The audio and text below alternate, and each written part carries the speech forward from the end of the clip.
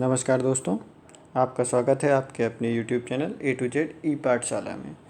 आज मेरे साथ में आप पंचायती राज व्यवस्था के बाकी बचे हुए संभावित महत्वपूर्ण क्वेश्चनों को देखेंगे। इस भी सारे क्वेश्चन उसी तरह से ही महत्वपूर्ण हैं। जो भी अगर पिछला वीडियो किसी ने नहीं देखा है तो आप इसका जो है पिछला वीडियो भी इसके बाद में या फिर इससे पहले ही उसको देख लीजिए, जिससे आपको ये सारे क्वेश्चन इंपॉर्टेंट आपके पास हो जाएंगे और आप एक सिस्टमेटिक वे में अच्छे से सीख भी जाएंगे कि क्या क्या चीज़ें आती हैं और किस हिसाब से आपको पढ़ना है।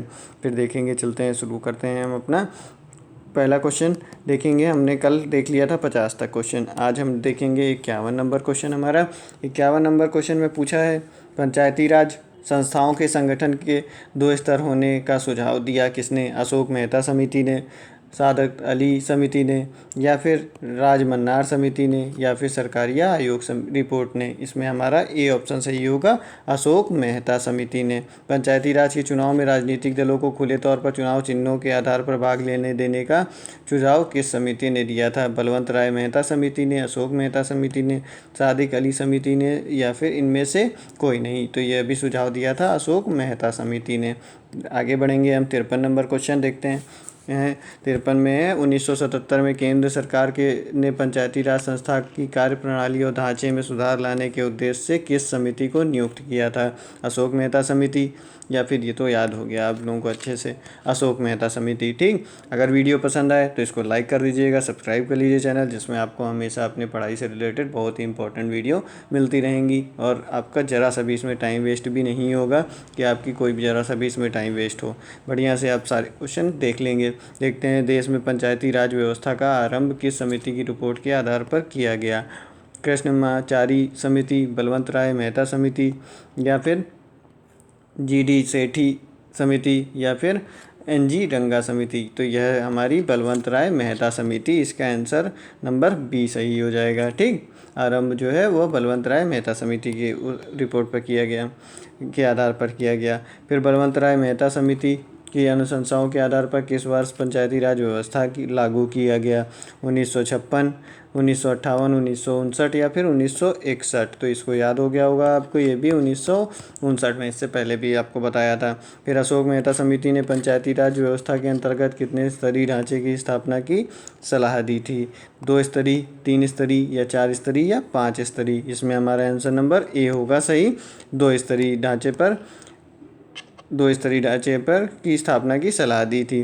फिर 57 नंबर है, अशोक मेहता समिति ने किन 2 स्तर की बात की? ग्राम सभा, जिला परिषद, मंडलीय समिति, या जिला परिषद, या फिर मंडलीय पंचायत, या और जिला परिषद, या फिर पंचायत समिति एवं मंडलीय परिषद। इसका आंसर नंबर सी सही होगा, मंडलीय पंचायत एवं जिला परिषद में 2 स्तर की बात की थी अशोक मेहता समिति ने। फिर है 58 नंबर हमारा, अशोक मेहता समिति किससे संबंधित थी? केंद्र राज्य संबंध, आर्थिक सुधार, पंचायती राज, या बैंक प्रणाली में सुधार। तो इसका आंसर हमारा सी सही है, पंचायती राज से संबंधित थी हमारी अशोक मेहता समिति। फिर आगे है 59, पंचायती राज से संबंधित निम्न समितियों को कालक्रम से व्यवस्थित कीजिए, और नीचे दिए गए कूट का सही आंसर देना है हमें। तो कालक्रम में बताना है हमें, GV राव समिति, LM सिंधवी समिति, या और फिर उसके बाद BR मेहता समिति, और आखिरी है अशोक मेहता समिति। इसमें हमारा यह जो है ये सबसे पहले थी BR मेहता समिति, और फिर उसके बाद थी अशोक मेहता समिति आती है। फिर अभी उसके बाद में आएगी आपकी GV राव समिति, और फिर ये आएगी लास्ट में 2 नंबर LM सिंधवी समिति। तो इसका आंसर नंबर हमारा सी सही हो जाएगा। फिर देखेंगे 1977 में पंचायती राज व्यवस्था की समीक्षा के लिए गठित समिति की अध्यक्षता किसने की थी?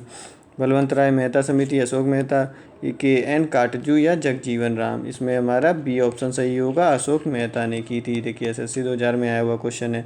इवन है, पंचायती राज संस्थाओं के निम्नतर स्तर पर कौन है? ग्राम पंचायत व ग्राम सभा व पंचायत, पंचायत समिति, जिला परिषद, या फिर इनमें से कोई नहीं। तो इसमें हमारा होगा क्या, ए ऑप्शन सही होगा, ग्राम सभा व पंचायत। निम्नतर स्तर पर सबसे जो है वह ग्राम सभा व पंचायत है। 62 नंबर है, पंचायती राज संस्थाओं के उच्चतम स्तर पर कौन है, ग्राम सभा व पंचायत, पंचायती समिति या फिर जिला परिषद। तो इसमें हमारा जिला परिषद सबसे उच्चतम स्तर पर है। सबसे निम्नतर स्तर पर याद रखिएगा ग्राम सभा व पंचायत, और सबसे उच्चतम स्तर पर जिला परिषद होती है। फिर पंचायती राज की आधारशिला है ग्राम सभा, ग्राम पंचायत समिति या फिर जिला परिषद। तो इसमें हमारा आधारशिला जो है वह ग्राम सभा है। फिर 64 नंबर है, पंचायत समिति का मुख्य निष्पादन होता है किसमें, प्रधान, सरपंच, जिला प्रमुख या खंड विकास पदाधिकारी। तो यह मुख्य निष्पादन होता है खंड विकास पदाधिकारी में। फिर देखेंगे अगला क्वेश्चन है 65 नंबर, जिला परिषद का मुख्य कार्य है समन्वय एवं पर्यवेक्षण या फिर ग्राम विकास या फिर नागरिक सुविधाएं जुटाना। डी ऑप्शन है ग्रामीण एकता का निर्माण। इसमें हमारा ए ऑप्शन सही होगा, समन्वय एवं पर्यवेक्षण। अगला क्वेश्चन देखते हैं हमारा 66 नंबर, पंचायती राज की मुख्य उपलब्धियां हैं राजनीतिक चेतना का विकास, ग्रामीण समृद्धि या फिर ग्रामीण एकता का निर्माण। इसमें हमारा ए होगा ऑप्शन, राजनीतिक चेतना का विकास पंचायती राज का मुख्य उपलब्धि है। फिर उसके बाद 67 नंबर हमारा, पंचायती राज की प्रधान समस्या क्या है। अब इसमें उपलब्धि पूछी गई, इसमें समस्या क्या है। इसमें निर्धनता, दलगत राजनीति, अशिक्षा या सामाजिक कुरीतियाँ। इसमें हमारी समस्या जो है वह दलगत राजनीति है। इसमें पंचायती राज की सबसे बड़ी समस्या दलगत राजनीति है। 68 नंबर देखते हैं, स्थानीय सांसद और विधायक किसके पदेन सदस्य होते हैं, ग्राम सभा, ग्राम पंचायत, जिला परिषद या फिर उपर्युक्त में से कोई नहीं। इसमें आंसर नंबर सी सही होगा, जिला परिषद। सांसद और विधायक पदेन सदस्य होते हैं जिला परिषद के।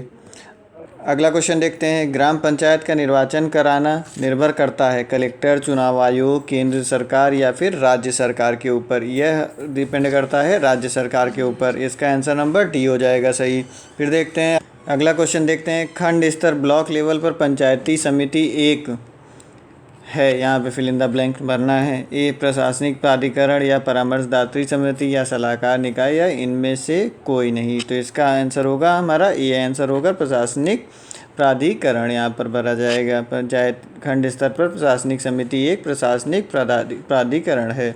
71 नंबर है हमारा, सामान्यतः पंचायत समिति में कितने प्रकार के सदस्य होते हैं, पदेन सदस्य, सहयोगी सदस्य, सहयोजित सदस्य और उपयुक्त सभी। इसमें जो है ये सभी प्रकार के सदस्य होते हैं, सहयोगी सदस्य, संयोजित सदस्य और पदेन सदस्य, तीनों प्रकार के लोग होते हैं। इनको अच्छे से याद रखिएगा। निम्नलिखित में से सही वरीयता क्रम बताना है अगले क्वेश्चन में, ग्राम सभा, पंचायत समिति, जिला परिषद। इसमें हमारा सबसे क्रम जो होगा सबसे छोटे लेवल पे ग्राम सभा होता है, फिर उससे ऊपर पंचायत समिति, उससे ऊपर जिला परिषद, यानी कि हमारा डी ऑप्शन सही हो जाएगा। पंचायती राज सम्मिलित है किसमें, संघ सूची में, राज्य सूची में, समवर्ती सूची में या अवशिष्ट सूची में। इसमें हमारा पंचायती राज राज्य सूची में सम्मिलित है, याद रखिएगा। ये बहुत बार क्वेश्चन पूछा जाने वाला क्वेश्चन है, पंचायती राज राज्य सूची में सम्मिलित है। 74 नंबर देखते हैं, पंचायतों के द्वारा कौन कौन सा कर वसूला जाता है, स्थानीय मेलों पर कर, बिक्री कर, भू राजस्व कर या फिर सीमा कर। इसमें हमारा स्थानीय मेलों पर कर जो है वह पंचायतों के द्वारा वसूला जाता है। स्थानीय मेलों पर जो कर लगेगा उसको पंचायतों के द्वारा वसूला जाएगा।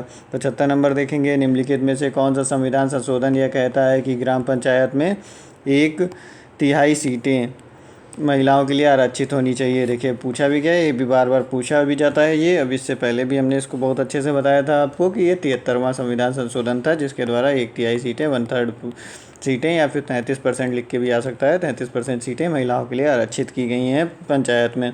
फिर उसके बाद में 76 नंबर, पंचायत स्तर पर राज्य सरकार का प्रतिनिधित्व कौन करता है, पंचायत सेवक, ग्राम मुखिया, सरपंच या पंचायत समिति। इसमें करता है पंचायत सेवक। पंचायत सेवक जो है वह राज्य सरकार का प्रतिनिधित्व करता है पंचायत स्तर पर, याद रखिएगा इस चीज़ को। कौन करता है प्रतिनिधित्व पंचायत स्तर पर, पंचायत सेवक। अगला जो है 77 नंबर हमारा, निम्नलिखित में से कौन पंचायती राज की 3 स्तरीय व्यवस्था के अंतर्गत नहीं है? जिला स्तर, ग्राम स्तर, प्रखंड स्तर या फिर तहसील स्तर। इसमें हमारा तहसील स्तर जो है वह पंचायती राज की 3 स्तरीय व्यवस्था के अंतर्गत नहीं आता है, तहसील स्तर नहीं होगा। फिर उसके बाद में पंचायती राज व्यवस्था अपनाई गई है लोगों को राजनीतिक जागरूकता प्रदान करने हेतु, लोकतंत्र की शक्तियों के विकेंद्रीकरण के लिए, कृषकों को शिक्षित करने के लिए, उपयुक्त में से कोई नहीं। इसमें हमारा बी ऑप्शन सही होगा, लोकतंत्र की शक्तियों का विकेंद्रीकरण करने के लिए। यूपीपीएससी 2016 में आया हुआ, इसको हमने अभी पहले भी बताया था आपको, ये बहुत बार पूछा जाता है ये क्वेश्चन, तो आपको याद कर लीजिएगा इसको अच्छे से। पंचायत चुनाव के लिए उम्मीदवारों की न्यूनतम आयु सीमा कितनी होनी चाहिए? आपके पास ऑप्शन है 18 वर्ष, 20 वर्ष, 21 वर्ष या फिर 30 वर्ष। इसमें हमारा आंसर नंबर सी सही होगा। इसमें आयु जो है वह 21 वर्ष होती है। इसको एकदम स्टार लगा लीजिए, ये बहुत बार ये भी क्वेश्चन पूछा जाता है, ये भी बहुत क्वेश्चन पूछा जाता है, कितनी वर्ष आयु 21 वर्ष होती है। ठीक, आयु सीमा 21 वर्ष होनी चाहिए। रेलवे में तो ये सब थोक के भाव क्वेश्चन पूछे जाते हैं, तो बार बार जब देखिए तब, अगर 10 पेपर बनेंगे तो इस तरह के क्वेश्चन बहुत बार मिलेंगे आपको उसमें। पंचायती राज के कार्यक्षेत्र में नहीं आता है ग्रामीण सड़कें, ग्रामोद्योग, कृषि उत्पादन या फिर माध्यमिक शिक्षा। इसमें नहीं आता है माध्यमिक शिक्षा, पंचायती राज के कार्यक्षेत्र में नहीं आता है। ठीक, क्या है, पंचायती राज के कार्यक्षेत्र में माध्यमिक शिक्षा नहीं आता है। ग्रामीण सड़कें आएगा, कृषि उत्पादन भी आएगा, ग्रामोद्योग भी आएगा, लेकिन माध्यमिक शिक्षा नहीं आता है। यहाँ पर नहीं पूछा गया है। नहीं का ऊपर आपको जोर दे के बताते हैं कि ये आप गलती ना करिएगा कभी भी। नहीं की वजह से, एक नंबर की वजह से गलती सिलेक्शन बहुत लोगों का रुक जाता है। पंचायती राज संस्थान में अधिकतम आय का स्रोत है स्थानीय कर, क्षेत्रीय निधि, सरकारी अनुदान या संघीय राजस्व में अंश। इसमें सरकारी अनुदान इनको सबसे ज़्यादा मिलता है, यही इनकी सबसे अधिक आय का स्रोत है। क्या? सरकारी अनुदान।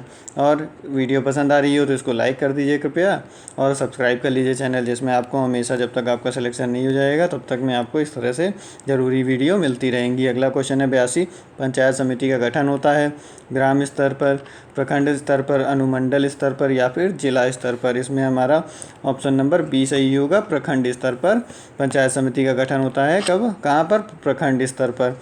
फिर 83 नंबर देखते हैं, पंचायत समिति के प्रकाशन का प्रबंध एक सरकारी अधिकारी करता है, जिसे कहते हैं खंड विकास पदाधिकारी या डिप्टी कमिश्नर या म्यूनिसिपल कमिश्नर या सरपंच। इसमें पंचायत समिति का प्रशासन का प्रबंध जो करता है उसको खंड विकास पदाधिकारी कहा जाता है। ठीक, क्या कहेंगे? खंड विकास पदाधिकारी कहा जाएगा। 84 नंबर क्वेश्चन है, पंचायती राज त्रिसोपान प्रणाली का प्राथमिक भाग है पंचायत समिति, ग्राम पंचायत, जिला समिति या इनमें से कोई नहीं। इसमें हमारा आंसर नंबर बी सही होगा। क्या होगा? ग्राम पंचायत। पंचायती राज त्रिसोपान का प्रणाली का प्रथम भाग ग्राम पंचायत होता है। 3 भागों में बटी होती है, इसमें पहला हमारा ग्राम पंचायत होता है। उसके बाद 85 नंबर, राजस्थान में पंचायती राज व्यवस्था की शुरुआत किस जगह से हुई थी? इसको बहुत अच्छे से याद रखिएगा, बहुत ज़्यादा एसएससी में पूछा जाने वाला क्वेश्चन है ये। नागौर जिले से हुई थी, और बाकी एग्जाम में भी बहुत में पूछा गया है। 86 नंबर क्वेश्चन देखेंगे, बलवंत राय मेहता समिति का गठन किस वर्ष हुआ था? 53 में, 54 में, 1955 में या फिर 1957 में? यह हुआ था गठन 1957 में। ठीक, कब हुआ था? 1957 में बलवंत राय मेहता समिति का गठन हुआ था। 87 पंचायती समिति के अध्यक्ष खंड विकास पदाधिकारी द्वारा मनोनीत किए जाते हैं, जिला पंचायत अध्यक्ष द्वारा मनोनीत किए जाते हैं, प्रत्यक्ष रूप से जनता द्वारा निर्वाचित किए जाते हैं, ग्राम पंचायत के सदस्यों द्वारा अप्रत्यक्ष निर्वाचित किए जाते हैं। इसमें हमारा क्या होता है? प्रत्यक्ष रूप से जनता द्वारा निर्वाचित किए जाते हैं। पंचायत समिति के सदस्य हमारे प्रत्यक्ष रूप से जनता द्वारा निर्वाचित किए जाते हैं। इस चीज़ को अच्छे से याद रखिएगा, ये भी बहुत बार क्वेश्चन पूछा जाता है, यूपीपीएससी 2013 में आया हुआ क्वेश्चन है। फिर देखेंगे अगला क्वेश्चन हमारा 88, पंचायती राज से संस्थाएं अपनी निधि हेतु निर्भर होती हैं संपत्ति कर पर, सरकारी अनुदान पर, स्थानीय कर पर या फिर विशेष कर पर। इसको भी हमने आपको बताया किस पर सबसे ज़्यादा निर्भर होती है। देखिए क्वेश्चन की लैंग्वेज चेंज हो जाती है इस तरह से, देखिए आया हुआ है, फिर क्वेश्चन की लैंग्वेज ज़रा चेंज हुई। क्या हुआ? तो सबसे आय का स्रोत, प्रमुख स्रोत पूछा था उसमें, इसमें पूछा क्या है? अपनी निधि किसके ऊपर निर्भर होती है? सरकारी अनुदान पर। चीज़ वही है, लेकिन हल्का सा घुमा के भी आपसे क्वेश्चन पूछा जा सकता है। 89 देखेंगे, ग्राम पंचायतों की आय का स्रोत कौन सा है? भूमि एवं स्थानीय कर, मेला एवं बाजार का कर, मृत्यु मृत्यु या मकान कर एवं प्रसूर कर। इसमें आपको बताया था कि मेला एवं बाजार कर जो है वह ग्राम पंचायतों की आय का स्रोत होता है, मेला एवं बाजार कर। इसको बहुत अच्छे से याद कर लीजिएगा, ये बहुत बार ये भी पूछा जाता है। एक विकास खंड अधिकारी पंचायत समिति का होता है सलाहकार समिति, या फिर एक प्रशासकीय अधिकरण, या फिर एक परामर्शदात्री, या फिर डी ऑप्शन है एक निरीक्षण प्राधिकरण। इसमें हमारा बी ऑप्शन सही होगा, एक प्रशासकीय अधिकरण। इसमें बी ऑप्शन सही है, एक प्रशासकीय अधिकरण। ठीक, प्रशासकीय अधिकरण याद रखिएगा इसको अच्छे से। फिर देखेंगे 91 नंबर क्वेश्चन हमारा, ये रहा 91 हमारा। यदि पंचायत भंग होती है तो किस अवधि के अंदर निर्वाचन कराने होते हैं? ये हमारा करवाने होते हैं 6 माह के अंतर्गत। ये बहुत बार पूछा गया है ये भी क्वेश्चन। 92 निम्नलिखित में से भारत में पहला नगर निगम कहाँ स्थापित हुआ? कलकत्ता, चेन्नई, मुंबई या फिर दिल्ली में? ये हमारा स्थापित हुआ था चेन्नई में। सबसे पहले नगर निगम चेन्नई में स्थापित हुआ था, पहला नगर निगम। ये तो आपसे ऐसे ही जनरल नॉलेज में भी पूछा जा सकता है। 93 देखिए, भारत में पंचायती राज प्रणाली का शुभारंभ कब और कहाँ हुआ था? ये हमने आपको बहुत बार बता दिया अच्छे से कि यह हुआ था 2 अक्टूबर 1959 को नागौर ज़िले राजस्थान में। ठीक, फिर उसके बाद में 94 हमारा 1957 की समिति ने भारत में त्रिस्तरीय पंचायती राज की सर्वप्रथम सिफारिश की थी। किसने की थी सिफारिश? ये हमारी की थी बलवंत राय मेहता समिति ने की थी त्रिस्तरीय पंचायती राज समिति की सिफारिश। फिर अगला है वर्तमान ग्रामीण स्वशासन की संरचना यह निम्न में से किसकी अनुशंसा पर की गई थी? बलवंत राय मेहता समिति, आर दिवाकर समिति, अशोक मेहता समिति, या उपयुक्त में से कोई नहीं। इसमें हमारा ए ऑप्शन सही होगा, बलवंत राय मेहता समिति। ये सब चीज़ें आप अपने आप से भी ट्राई करते रहिए, जिसमें हम बताते जाते हैं तो उसके साथ में अपने आप भी ट्राई करते रहा करिए जब तक हम ऑप्शन पढ़ते हैं। विकेंद्रीकरण प्रणाली की सिफारिश किसने की थी? सी राजगोपालाचारी, जी कृपलानी, जी बी कृपलानी, बलवंत राय मेहता या फिर अशोक मेहता? इनमें से हमारा ऑप्शन सही होगा बलवंत राय मेहता। ठीक, आंसर नंबर सी 96 का। फिर उसके बाद में 97 देखते हैं। 73वें संविधान संशोधन का अभिपालन करने वाला पहला राज्य था? मध्य प्रदेश, पंजाब, आंध्र प्रदेश या फिर राजस्थान? यह था हमारा आंध्र प्रदेश। सबसे पहले पालन करने वाला 73वें संविधान संशोधन का पहला राज्य आंध्र प्रदेश था। इसके बाद में भारत के पंचायती राज व्यवस्था का वास्तुकार शिल्पी किसे माना जाता है? बी.आर. मेहता या फिर एल.एम. सिंघवी या फिर जी.बी. के राव या फिर आचार्य देवव्रत? इनका नाम शॉर्ट में लिख दिया है, बलवंत राय मेहता समिति को बी.आर. मेहता लिख दिया है। फिर 99 क्वेश्चन है, भारत में सही मायने में स्थानीय स्वशासन का जनक किसे कहा जाता है? Lord Mayo, Lord Ripon, Lord Curzon या फिर लॉर्ड क्लाइव? यह कहा जाता है हमारा लॉर्ड रिपन को। स्थानीय ये स्ट्रीम भी क्वेश्चन पूछा जा सकता है आपसे, स्थानीय स्वशासन का जनक किसे कहा जाता है? लॉर्ड रिपन को। एसएससी 2010 में आया हुआ क्वेश्चन है। अगला देखेंगे हम 100 नंबर क्वेश्चन, भारत में प्रत्यक्ष लोकतंत्र का उदाहरण क्या है? जिला पंचायत, नगर पंचायत, क्षेत्र पंचायत या फिर ग्राम सभा? इसमें हमारा होगा आंसर नंबर डी सही होगा, ग्राम सभा। ये भारत में प्रत्यक्ष लोकतंत्र का उदाहरण ग्राम सभा है। फिर उसके बाद में 101 नंबर क्वेश्चन है, ग्राम सभा का अभिप्राय है एक पंचायत क्षेत्र के लोग, जिला अधिकारी के अभिसूचित विशिष्ट लोग, ग्राम स्तर के पंचायत क्षेत्र के निर्वाचक, नामवाली में पंजीकृत लोग, पंचायत के सदस्य। ये हमारा हो जाएगा सी, ग्राम स्तर पर पंचायत क्षेत्र में निर्वाचक, नाम प्रणाली में पंजीकृत लोग। ठीक, क्या है? ग्राम सभा से अभिप्राय है। फिर 102 निम्नलिखित में से कौन एक समिति पंचायत राज संस्था से संबंधित नहीं है? पी.वी.एन. राव समिति, एम.एल. सिंघवी समिति, अशोक मेहता समिति या फिर बलवंत राय मेहता समिति? इसमें पूछा है कौन सा संबंधित नहीं है। इसमें पी.वी.एन. राव समिति जो है वह पंचायती राज संस्था से संबंधित नहीं है। 103 देखेंगे, ग्राम पंचायत की आय का साधन निम्नलिखित में से कौन सा नहीं है? कृषि आय पर कर, संपत्ति, जानवरों एवं वाहन पर कर, ऐच्छिक दान या उपहार, राज्य सरकार द्वारा दिए गए अनुदान? इसमें हमारा कृषि आय पर कर जो है वह हमारा ग्राम पंचायतों की आय का साधन नहीं है। फिर उसके बाद में निम्नलिखित में से क्या प्रत्यक्ष 104 नंबर है? प्रत्यक्ष लोकतंत्र का उदाहरण है ग्राम पंचायत, नगर पंचायत, जिला पंचायत या फिर ग्राम पंचायत। इसमें हमारा आंसर नंबर डी सही होगा, डी। ग्राम पंचायत जो है वह प्रत्यक्ष लोकतंत्र का उदाहरण है। इसको बहुत अच्छे से याद रखिएगा। ये आपके हो गए इंपॉर्टेंट 104 क्वेश्चन। ये थे, सभी को पढ़ लीजिएगा एक बार में। अगर आपने नहीं टॉपिक पढ़ा है तो एक बार और पढ़ लीजिएगा टॉपिक, उसके बाद इसको देख लीजिएगा। आपको सारी चीज़ें एकदम बहुत अच्छे से रट जाएंगी, हमेशा के लिए याद हो जाएंगी। अगर वीडियो पसंद आई हो तो इसको लाइक कर दीजिएगा, चैनल को सब्सक्राइब कर लीजिए, जिसमें हमेशा आपको अच्छे से इस तरह से इंपॉर्टेंट वीडियो मिलती रहें। मिलेंगे अगले लेक्चर में। नमस्कार, धन्यवाद।